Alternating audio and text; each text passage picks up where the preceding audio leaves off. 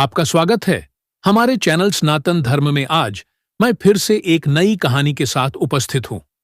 तो चलिए कहानी सुनते हैं। बहुत समय पहले की बात है। एक छोटे से गांव चित्रकूट के किनारे एक घना जंगल था। उस जंगल के बीचों बीच एक रहस्यमयी पेड़ था, जिसे लोग भविष्यवाणी का वृक्ष कहते थे। इस पेड़ के बारे में कहा जाता था कि जो भी इसकी छाया में बैठकर सच्चे मन से प्रार्थना करता, उसे अपने भविष्य की एक झलक दिखाई देती थी। इस पेड़ तक पहुंचना आसान नहीं था। जंगल घना था, रास्ते उलझे हुए थे और तरह तरह के जंगली जानवरों से भरा हुआ था।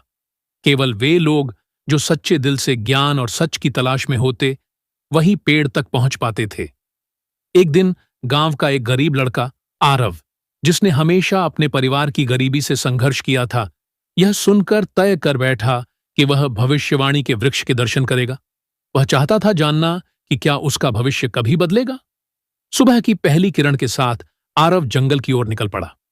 रास्ते में तेज धूप, कांटे और जंगली जानवरों की डरावनी आवाजों ने उसका मन कई बार डगमगाया, लेकिन उसकी जिद अडिग रही। चलते चलते दिन ढलने लगा और अंततः एक चमकते हुए स्थान पर उसे वह दिव्य वृक्ष दिखाई दिया। वृक्ष अद्भुत था। उसकी शाखाएं सोने जैसी चमक रही थीं और पत्तियां हल्की नीली रोशनी बिखेर रही थीं। चारों ओर एक गहरी शांति फैली थी। आरव श्रद्धा से पेड़ के नीचे बैठ गया और आंखें बंद करके प्रार्थना करने लगा। कुछ ही पल बाद उसे एक सपना जैसा दृश्य दिखा। वह खुद को एक बड़े विद्यालय में अध्यापक के रूप में देख रहा था, बच्चों को शिक्षा देते हुए। उसके माता पिता संतुष्ट और खुश थे। उसका घर खुशियों से भरा था। जैसे ही वह दृश्य समाप्त हुआ, आरव की आंखें खुल गईं। उसके हृदय में एक नई ऊर्जा भर गई थी। उसे अब यह यकीन हो गया था कि उसका परिश्रम रंग लाएगा।